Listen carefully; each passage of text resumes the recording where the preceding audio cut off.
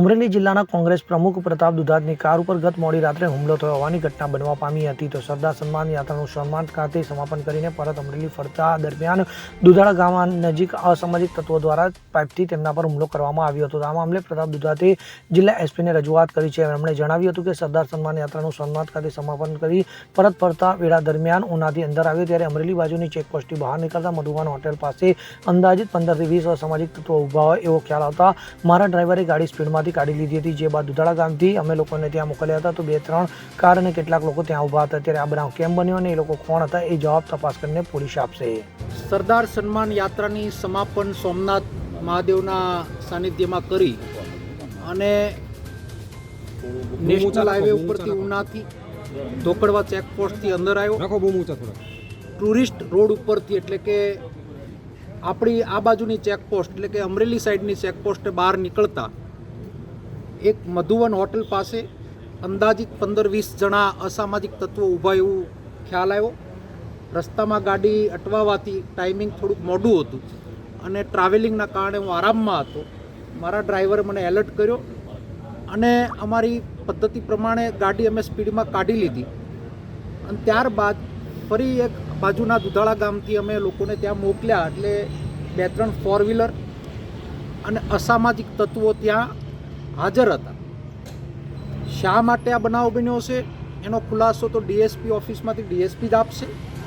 તપાસનો વિષય છે. વ્યક્તિગત ક્યારેય કોઈ લડાઈ અમે કોઈની સાથે થઈ નથી, પણ આ જિલ્લાની અંદર રાજકીય આગેવાન હોવાને નાતે ખેડૂતોના મુદ્દે, ખનીજના મુદ્દે, બુટલેગરોના મુદ્દે, ક્લબોના મુદ્દે વારંવાર વખતે હું બોલ્યો છું અને આક્રમકતાના કારણે કોઈને લાગી આવ્યું અથવા કોઈના માનસિક ધંધા ઉપર કોઈને ઘા લાગ્યો હોય એનો પણ બદલો લેવાનો કોઈ પ્રયત્ન કર્યો એવું બની શકે આવી મારી શંકા છે.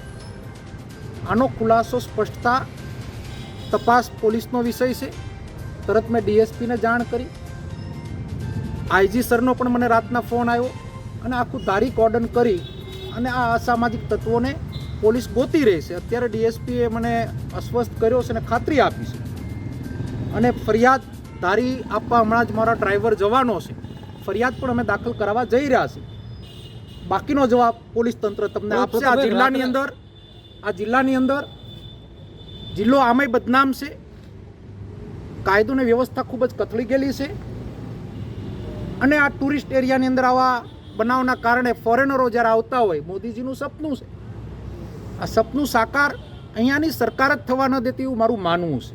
એક જાહેર જીવનના વ્યક્તિ ઉપર, એક પાર્ટીના પ્રમુખ ઉપર હુમલો થયો એટલે કે કોંગ્રેસ ઉપર આ હુમલો એવું મારું માનવું છે. તો ભાઈ કારનો નંબર કરીએ છીએ હુમલાની શું ગઈ રાત્રે આશરે રાત્રે 12 વાગે અમોને ઉપર અમરેલી જિલ્લાના કોંગ્રેસ પ્રમુખ પ્રતાપભાઈ દુધાતનો ફોન આવેલ હતો કે એ તુલસીશ્યામ બાજુથી અમરેલી આવતા રોડ ઉપર કોઈ અજાણ્ય વ્યક્તિએ એમની રાત્રે ગાડી રોકવાની કોશિશ કરેલ છે તેમજ ગાડી ઉપર હુમલો કરેલ છે.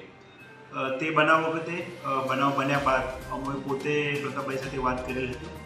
ત્યારબાદ તાત્કાલિક જિલ્લા પોલીસ તરફથી ધારી પોલીસ સ્ટેશનની ટીમ, થાના અધિકારી, 112ની ટીમ તથા બીટ જમાદાર જે જગ્યા બનાવ બનેલો હતો ત્યાં પહોંચીને આવું કોઈને હાજરી બાબતે કંઈક છે કે કેમ તે બાબતે પૂરતી તપાસ હાથ ધરેલ હતી. ગઈ રાત્રે આ જે કામના ફરિયાદી છે પ્રતાપભાઈ સાથે જિલ્લા પોલીસે વાત કરેલ હતી અને રાત્રે જ આપણે આ બનાવ બનેલ હોય તો તે બાબતે સાચી હકીકત સાથે ફરિયાદ લખાવવા માટે જણાવેલ હતું. જે બાબતે આજે સવારે પણ ફરીથી એ લોકોને આપણા તરફથી ફરિયાદ દાખલ કરવા માટે જણાવેલું છે અને આ લોકોએ કદાચ ટૂંક સમયમાં ફરિયાદ પણ દાખલ કરશે. જિલ્લા પોલીસ તરફથી એમના ઉપર જે કોઈ હુમલો કરેલ છે અથવા એની જે આક્ષેપ છે કે અમારા ગાડી ઉપર હુમલો કરેલ છે, લાઠીથી ગાડી ઉપર ડાબા પડેલા છે, તે બાબતે જિલ્લા પોલીસ તરફથી આપણે ઝીણવટભરી તપાસ કરીએ છીએ. તો આ વિસ્તાર તુલસીશ્યામ જે છે એ ટુરિસ્ટ માટે બહુ જરૂરી વિસ્તાર છે. તે બાબતે કોઈપણ પ્રકારના કોઈપણ ટુરિસ્ટ હોય, રાત્રે નીકળતા હોય છે, દિવસે નીકળતા હોય છે, તો તે બાબતે કોઈપણ કાયદાની સુવ્યવસ્થાને પ્રશ્નો ના બને તે માટે જિલ્લા પોલીસ તરફથી સતત પેટ્રોલિંગ પણ રાખવામાં આવશે. સિનિયર અધિકારીના લેવલમાં પેટ્રોલિંગ રાખવામાં આવશે અને આ જે પ્રતાપભાઈ ફરિયાદ અગર થશે અથવા તે સિવાય પણ જિલ્લા પોલીસ આ વિસ્તારમાં કોઈ પણ પ્રકારનું કાયદાની સુવ્યવસ્થાની પરિસ્થિતિ નિર્માણ ના થાય તે માટે કટિબદ્ધ છે.